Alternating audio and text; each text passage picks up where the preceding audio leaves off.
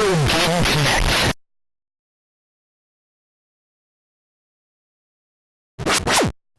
Hello and welcome to Retro Game Connect. I'm Dan Mastriani. Oh, and I really want to take a nap. Well, hopefully when we're done.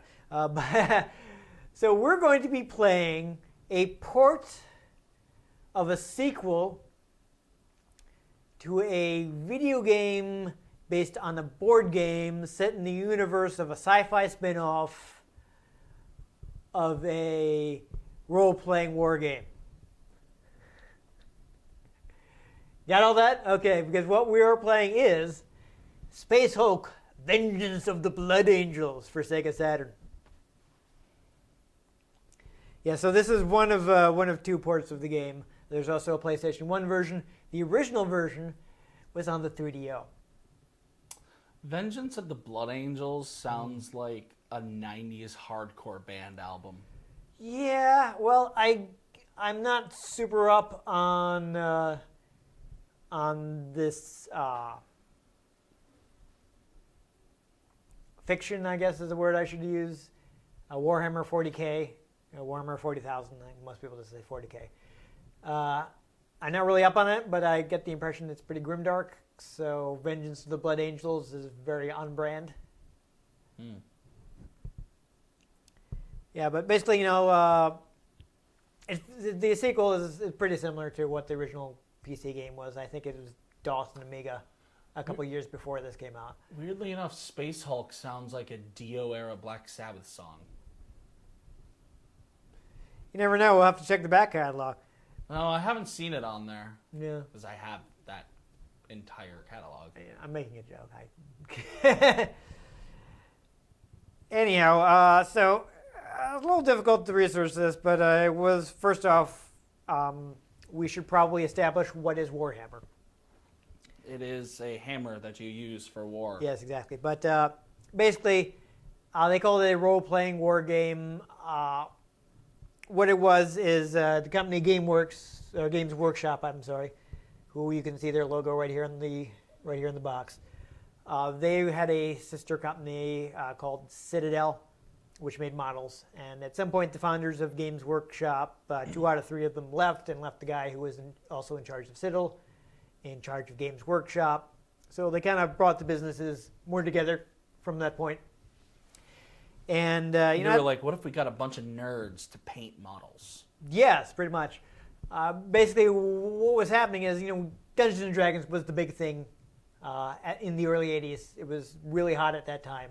It's really hot now. It's still popular. Absolutely. Yeah, actually, with the show, I think probably had a resurgence with all the people who started making YouTube shows about and streaming their games. Yeah. And people say oh, Dungeons and Dragons is actually pretty fun because you get to make up these ridiculous stories with your friends. I actually have people I work with that play Dungeons and Dragons every week. I mean, I've never played Dungeons and Dragons, but I've played other pen and paper RPGs. I've played Skyrim. Yeah. But it is it's a fun experience because you get to make up these crazy stories with your friends. I've always thought about playing it, but I need to actually have a group of people. I'm personally more of a role play guy. Some people are more on the mechanics side. They want everything carefully detailed out and be rolling for attacks and very very mechanics based. So that's always the push and pull between Dungeons and Dragons and other pen and paper RPG players. Is they're the guys who care more about the story and interacting with other people, and the people who are more about the mechanics and want to win against monsters and things. Funny enough, a couple days ago, my coworker was telling me because they were starting a new D&D campaign that he accidentally he was making his character for it, and he accidentally made it almost based on me. There's a bard who wears a long scarf that's multicolored, and I'm well known for wearing my 4th Doctor scarf. Yes, I wear that to work a lot. I've seen it. And you've worn it here too. I forget a bunch else. He even has a ninja outfit that he wears, and I'm a 2nd degree black belt in Taekwondo, so obviously it's not the same martial art, but still it's a martial art thing. And I'm I'm laughing because he's like, yeah, at a certain point, I just realized, oh my God, I just made Ian. That's fun. That's fun. So getting back to Warhammer, they're a model company. They were selling models at the time. Dungeons and Dragons did not require miniatures. I mean, you could play with them if you wanted to. You could set up a map, and actually going back to the dichotomy between mechanics players and story players. Actually, Gary Gygax is the guy he was working with when he was originally developing Dungeons and Dragons. They actually split because Gary Gygax was a mechanics guy, and he's like carefully enumerating various types of polearm. And the other guy is like, it's a stick with a sharp thing on the end. It's like, who cares? We don't need the pole axe and the pole arm. And Gary Gygax is like, no, we need the Swedish version and the French version. So, but at the time, they didn't require miniatures, though I'm sure Gary Gygax would like it very much if you drew a map to scale and carefully moved all your miniatures according to the stats. But most players would be like, okay, well, I'll buy my character in maybe like an orc or something. And, that's not moving a lot of miniatures, which was Citadel's business, and they wanted to encourage people to buy a lot more miniatures. So they got the idea of like, well, what if we make a war game so that people will have, okay, I have this army, and then take on this other army, which means I need a lot of miniatures. And to that end, they had one of their employees design Warhammer. And Warhammer proved to be a big success. They called it a role-playing game because that was what was selling at the time, but it did kind of, over time, move more toward the war gaming aspect. And of course, that was kind of what they're thinking with, army-on-army combat. But it was a big success. They came out in like 1983. So a few years later, in 1987, since it's being so successful, they were like, we should do like a sci-fi spin-off. And of course, the creator of Warhammer had previously made games like that, and he already had ideas for it. So, again, by 87, they'd come up with Warhammer 40,000, which is kind of used some similar concepts, but set in a far future dystopia thing with like this 1,000-year-old Imperium of Man, where these guys like fanatically worship their emperor with emperor with psychic powers, and they're very concerned with the purity of the human race, and they have various aliens that they're at war with. I've heard some of this before. Again, I'm not super up on it. A psychic-powered emperor? Yes. Where? Oh, they have admitted to just barring, or I read an interview with the creator of the game where he's like, we plundered everything we could. Because also, if you notice, the Empire doesn't like non-humans. Oh yeah, you're thinking Star Wars. I'm thinking maybe they kind of stole some stuff from Dune. I haven't read Dune. So. Yeah. Well, I hear psychic emperor. Well, jeez, I wonder. They're saying they plundered everything, so they probably a little bit of both. Oh, I'm sure. Though actually, I was thinking about it. I'm like, I wonder if somebody at Blizzard is a fan of Warhammer 40K, because, I mean, Warcraft is humans versus orcs. And then they got StarCraft, and the Marines in that look very similar to the way the Marines in Warhammer look. They got the very big, bulky armor. Like, But anyhow, of course, Warhammer 40,000 has also been very successful. Both these games are still available today. I mean, Games Workshop, that's basically their business. Warhammer and Warhammer spin-offs. Yeah. I know I have seen Star Wars miniature games. Yeah. And, like, my friends have shown me all this, and a comic book shop near me actually, like, does that, like, every Friday night. And I'm like, no, you don't understand. I'm not allowed to get into that. They're like, why? I'm like, because I will spend all of my money buying spaceships. Ian will not have money for food. That's important. Ian has an issue where he wants all the Millennium Falcons. Yeah, so speaking of spin-offs, of course, Space Hulk is a spin-off of Warhammer 40K. it's basically a war game a board game where the idea was to take it back to more personal combat. So instead of having a whole army, you'd have like a squad of Space Marines, and you'd be taking on the Gene Stealers, which commandeer these abandoned spaceships and fly them to planets so they can, infect the populace with their DNA, which is, I guess, a thing that the Gene Stealers do. So the Flood. Yeah. So maybe somebody at Bungie is also a Warhammer fan. Who knows? Perhaps. I mean, again, this is a very, very successful property. Indeed. So it's had a lot of influence. I mean, this is only one of many, many Warhammer games. It's the one I happen to have. I mean, they have a bunch of them at GOG, so maybe one of those is on sale cheap sometime. I'll buy like one of the RTSs or something. We can. I just got reminded of one of the coolest lines in all of the Halo games, and it's said by the Flood, which I can't remember the name of the hive mind of the Flood right now. Was it Gravemind? Yes, Gravemind. I knew a Halo thing, even though I don't play Halo. Yeah. He's got the Chief and he's got the Arbiter. And they're like, what the hell is this thing? And he says, I am a monument to all your sins. I'm like, oh, that's badass. That's fun. But yeah, so the board game first came out in '89. It's been reissued several times. Again, it is a popular spin-off of the Warhammer 40K brand. Had less success looking up the game. So people will not be able to read this. I don't think it's very tiny, but there's a logo for the company that made this game. They're a company called Key Game. Key Game. You can imagine how difficult that proved to Google. Yeah, that's pretty much ungoogleable. So I even tried, like a couple places that would have profiles for games. I mean, they're all user edited, but I figured it would be better than nothing, and even they didn't know anything about it, except that it seemed to be like Moby Games had a logo which was in use from 1995 to 1996. It's like, did this company go away, or is this just the only logo they found? I don't know what the deal with Key Game is, because again, if you Google Key Game, you're going to get a whole lot of results that have nothing to do with this company, but a lot to do with people just mentioning this is a key game and such. Yeah, so it's such a common phrase that it was, yeah, I had no luck with that. So I don't know who these people are. Maybe they don't even know who they are. I was able to find out who ported it to Saturn.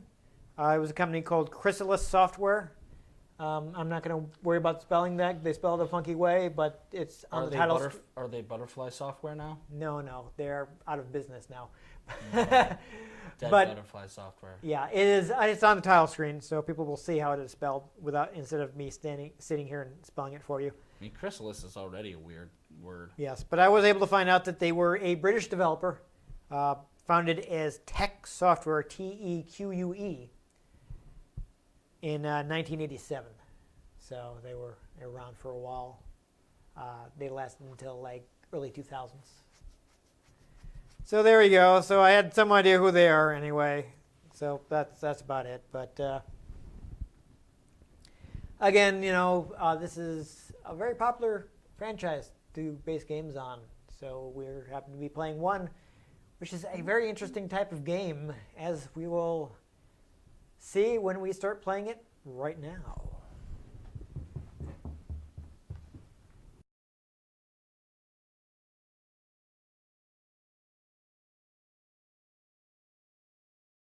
Okay, so there it is, Chrysalis, spelled with a K. And no Y. Yeah, this is a very busy load screen here. Okay, go ahead and press the start button, I guess. So, I said this was an unusual game. I think you want to go to the left. Yeah, no, analog stick does nothing. Oh, okay, there we go. So this game is a hybrid strategy first-person shooter. So I guess we're going to try doing this training stages. Hopefully that will actually get us to where we can actually command our troops.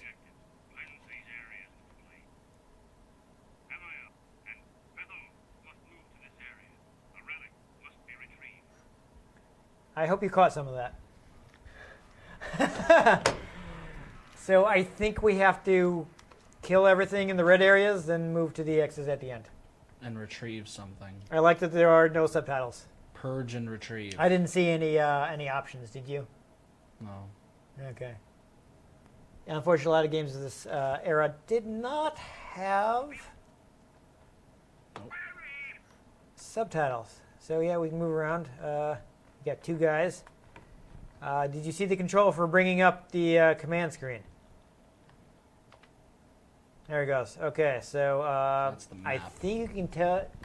You've got that bar tells you how long you have in the screen. So see if you can tell your other guy to go here. Is he going to let you? Okay. I think you gave somebody a command. No? Oh boy. And this is why I wanted to try looking in the manual ahead of time, but we didn't get around to it. I sent Ian a link, but he had some trouble downloading it, so he wasn't able to look at it. Oh, quick start, huh? Oh, All right. good. Up and down or reversed? Oh, awesome. Yeah, I don't think there are any options for us to change. I'm sorry.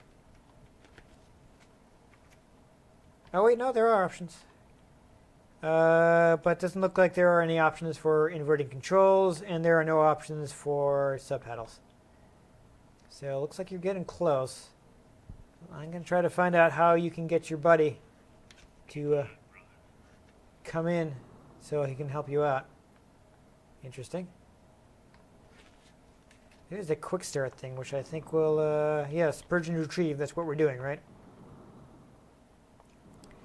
So you gotta reach the other end, picking up a relic and setting fire to some rooms. All right, so you press A to start the mission. You're doing that. You're controlling Terminator Amael. So you need to collect the relic. So you need to press X to freeze time for a limited period of time. Or relic displayed as a yellow dot. Press X again to return the action screen. So you can use the D-pad to move your Terminator toward the relic's position. Up will make you walk forward. Left and right will rotate. A mini scanner in the bottom left corner of the screen will help you use your look for the relic. Mm. So press C. You already figured out to press C to open the door. Once you found the relic, move close to it and press C to pick it up. So I guess you want to go to the yellow dot on your map. And that's the relic you need to find. So now you have to move into the exit.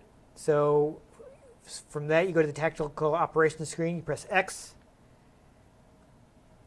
You press position the cursor on the crosshatch and press. Whoa. What? I'm sorry, I'm trying to read this stuff to you. Do you want to read it yourself? Would that be easier? No, just like. Am I going too you fast? Went off on something while I'm trying to.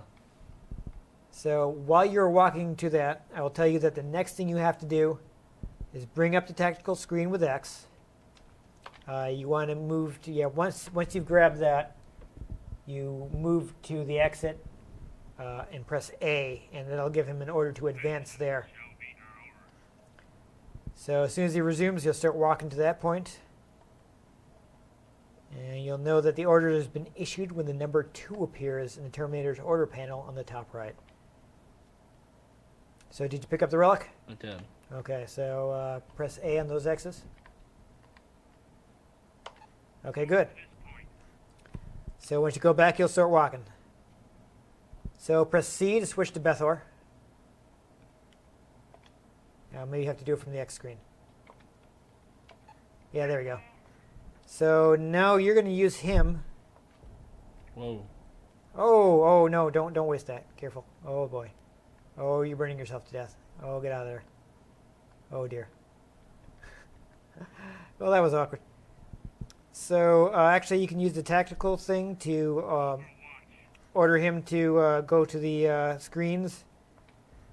You can cycle through the orders by pressing B until you see the heavy flamer icon, and then command him to set things on fire. Or you can just do it yourself, I guess. So, I mean, that's how you would order him to it, but yeah.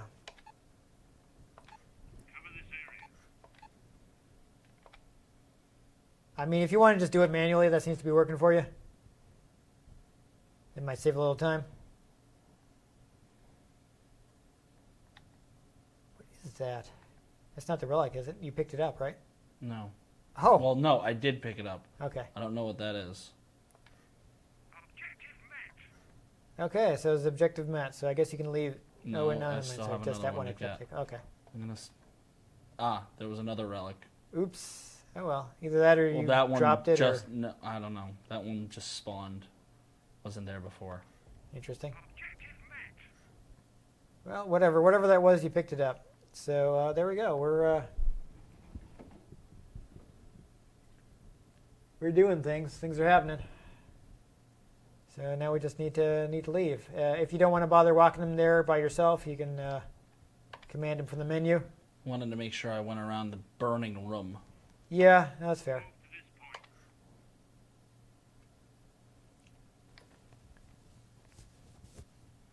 Okay. There we go. So we completed the first training mission. Yay. I don't know if it's going to walk us through the second one.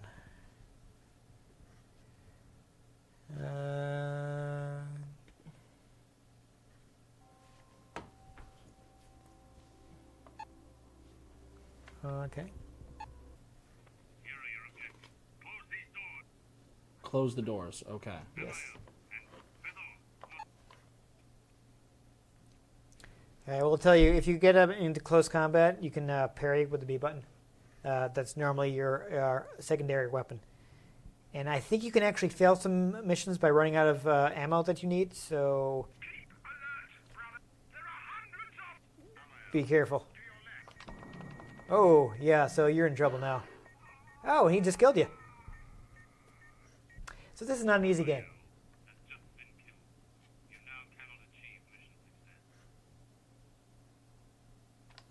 Solid. So, like I said, you can, if at all possible, you want to shoot them before they can get close to you, because apparently winning close combat is kind of difficult. But if you do get into close combat again, you attack with A and parry with B. Mm-hmm.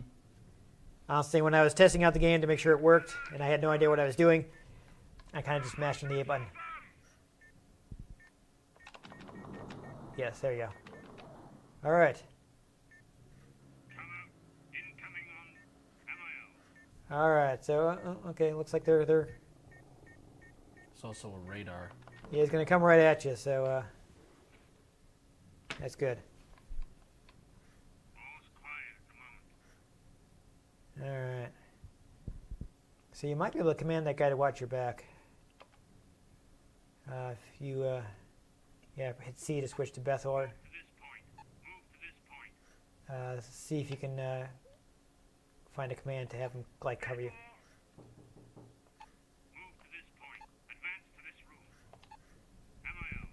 I'll see if I can look up the available commands for you.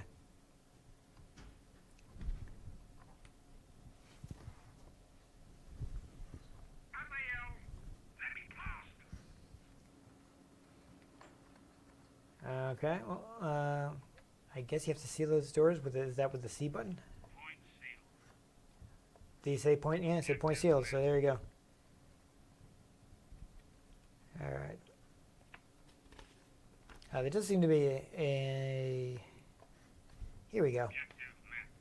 There does seem to be a. What's the word I'm looking for? Experience system. So that's interesting. Yes. So.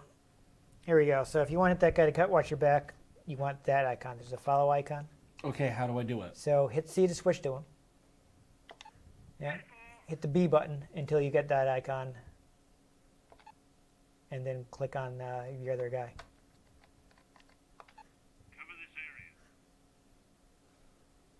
See, it just looks like the other guy walking behind you. Oh, I thought that was the icon. You said that icon when I brought I'm it sorry, up. was I not clear? Let's see. There it is. So, yeah. There we go. All right. That's good. That's probably the best for this mission. Have him cover you.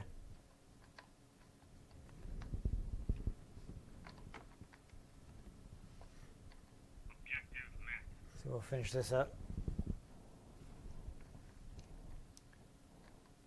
Haha. Yes, maybe let me walk here, thank you. Okay, so far so good.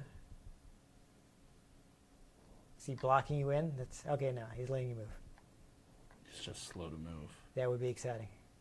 This looks a little dangerous. You might want to look at the tactical map here to see where you're going.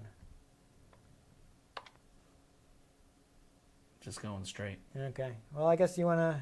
Yeah, you just have to leave. I guess you might as well just leave and just, don't get too far from your other guy. Just in case there's some enemies left. Mm-hmm. But nothing's pinging on the radar. Yeah, so far, so good.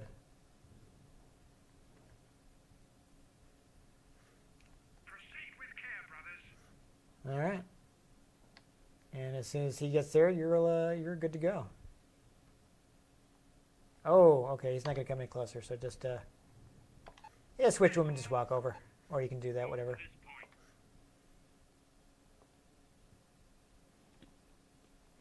How do I cancel commands?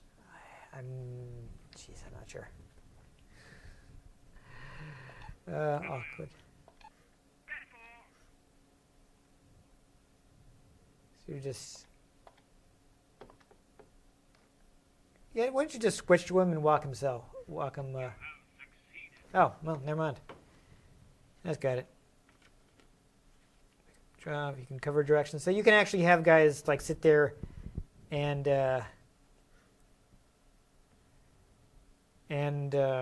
what's the word I'm looking for? And Here are your objectives. MIO must move to this area.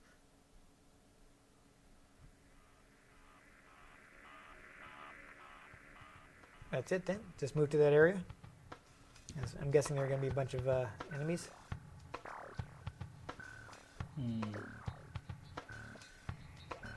I'm not seeing any way to cancel the order. Well,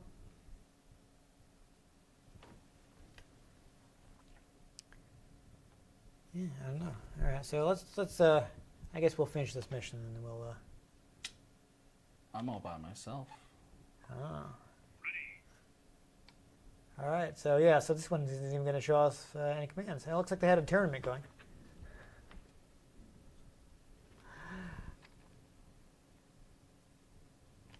Well, I guess try not to die.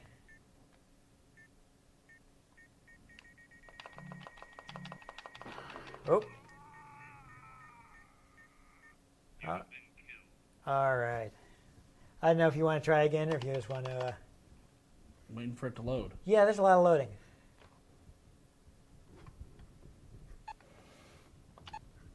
It had to load so I could hit replay. Yeah, that's not great design. Though to be fair, this is a Saturn game, so I'm not sure how much stuff they can keep in memory. They might have to. It seriously does look like a tournament charts on the walls there. All right, so do you think there is a gene stealer there? Do you think you can like dash by him? Because I don't see him yet. No.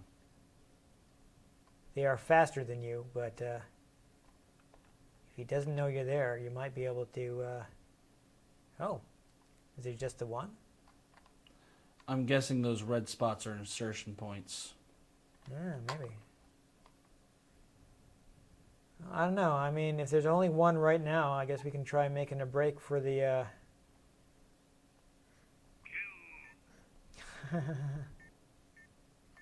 Uh-oh, he's coming up behind you. Oh, you Got won. him. Good work. So we showed off a successful melee kill. That's good. So I guess we can try going right up the middle. To the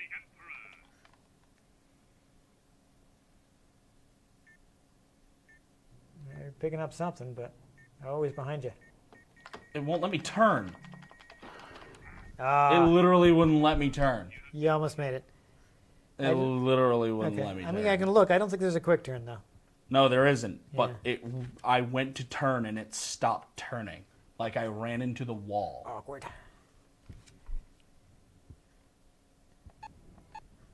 Okay. Here, is this what's happening? We're getting. I'll give it one last shot. Okay. Even if it's really freaking stupid. I have heard this does take some getting used to. I don't know if you can like just rush it or if that would be too dangerous.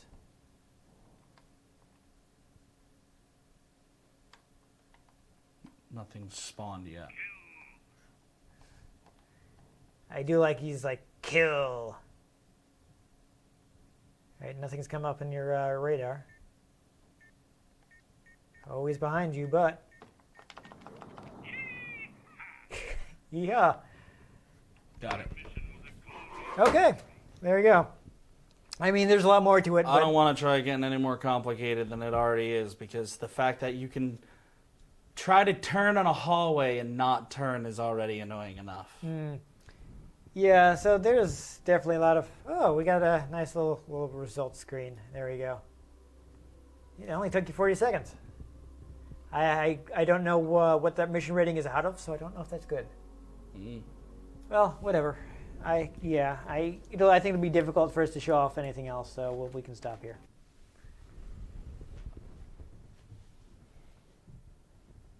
I know you're having a little trouble with the control. I've heard it takes some getting used to. I mean, this is prior to Halo, prior to a lot of the standardization and first-person shooters. It's just generally, it's just clunky. Not even the control scheme. It controls clunky. Yeah, your character is not fast. So. Yeah, and you can literally turn and stop turning. Yeah, I'm not you're sure in what a happened there corridor. Because for some reason they designed it so that the corridors aren't wide enough for you to turn in. I don't know. I couldn't find any sort of quick turn thing, but I was trying to watch what you were doing and read the manual at the same time, so that wasn't really working out too well. I don't want to be too hard on it because this is unique. Like, how often do you get a game that's combination like strategy and first-person shooter? Mostly they're third-person shooters. Yeah, like Mass Effect. Right, but I mean, you're not. I mean, we only had 2 guys here.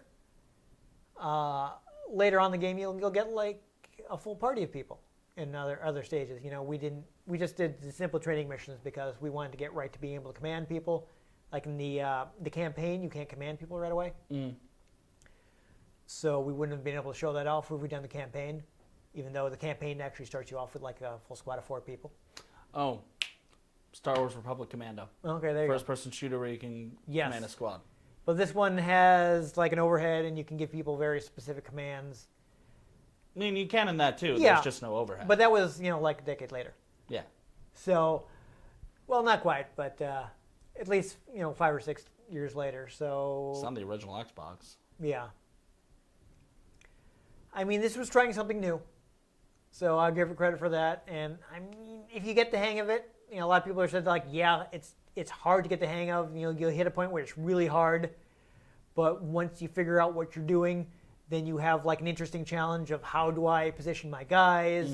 I mean, we barely used any of the commands. You can have people like cover a particular area. So if you're trying to do something in one place, like say you were trying to go up that corridor, if you had somebody at your back, you could say, okay, cover this direction. You could have had him at the back of that corridor, facing back, watching your back, and like shooting any gene stealers to try to come up behind you while you were doing whatever it is you had to do in that area ahead.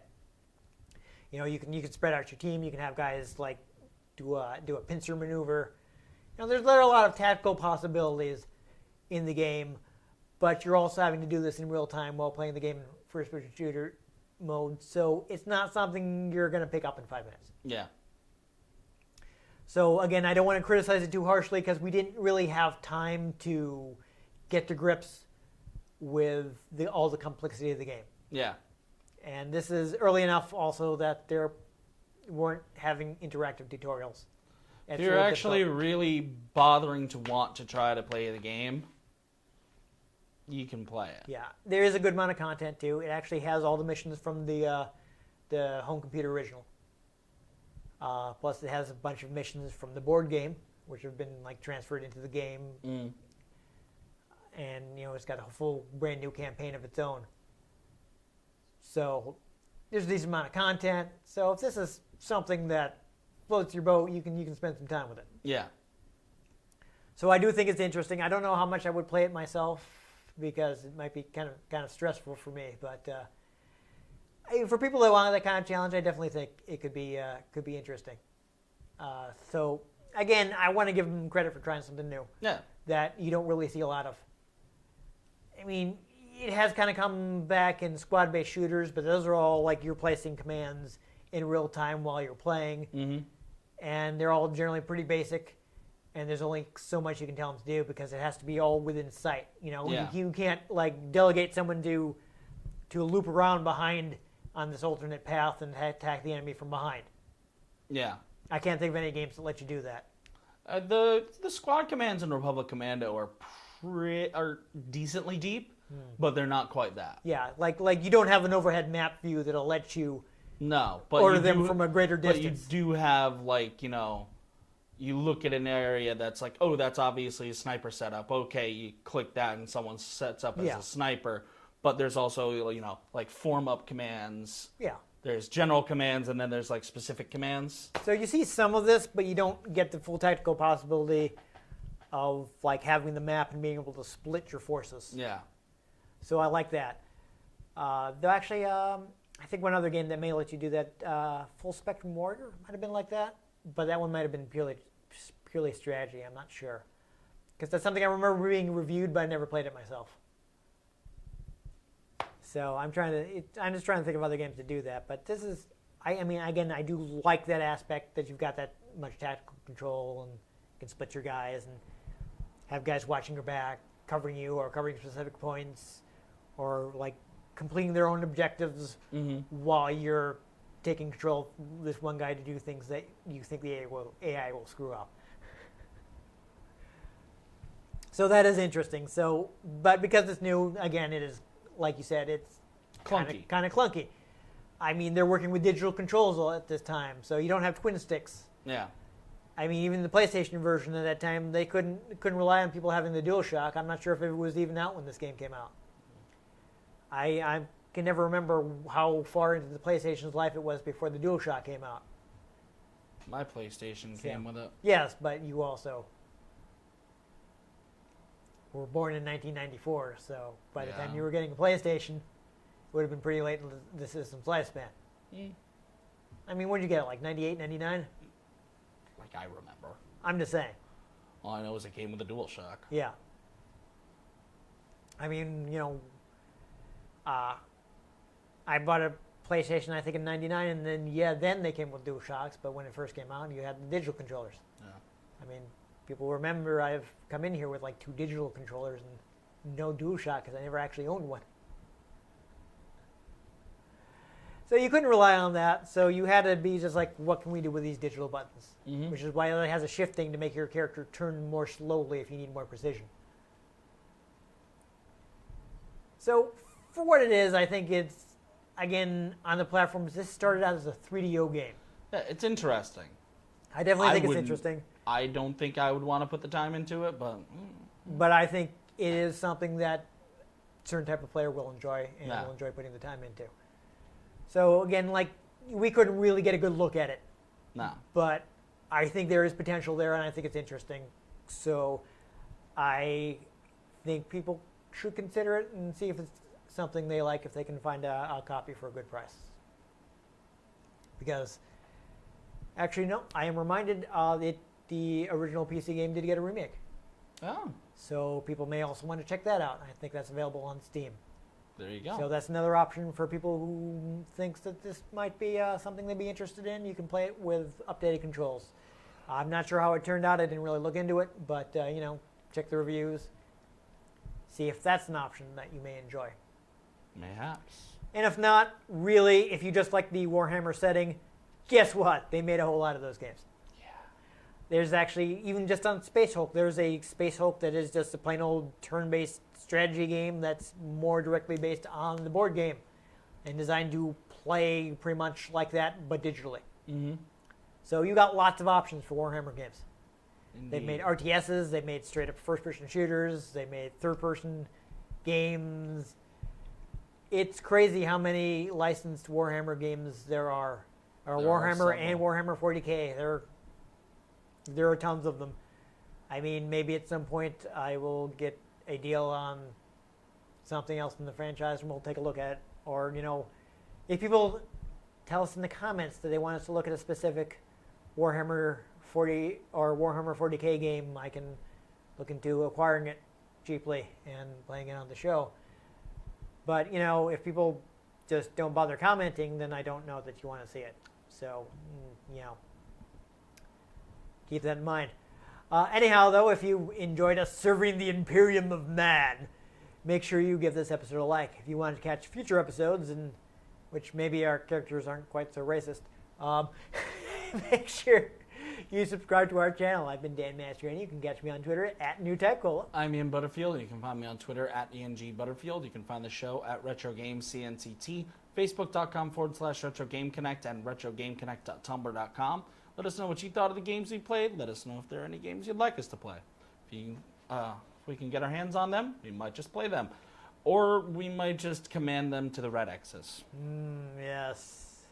And most importantly, make sure you join us next time on Retro Game Connect.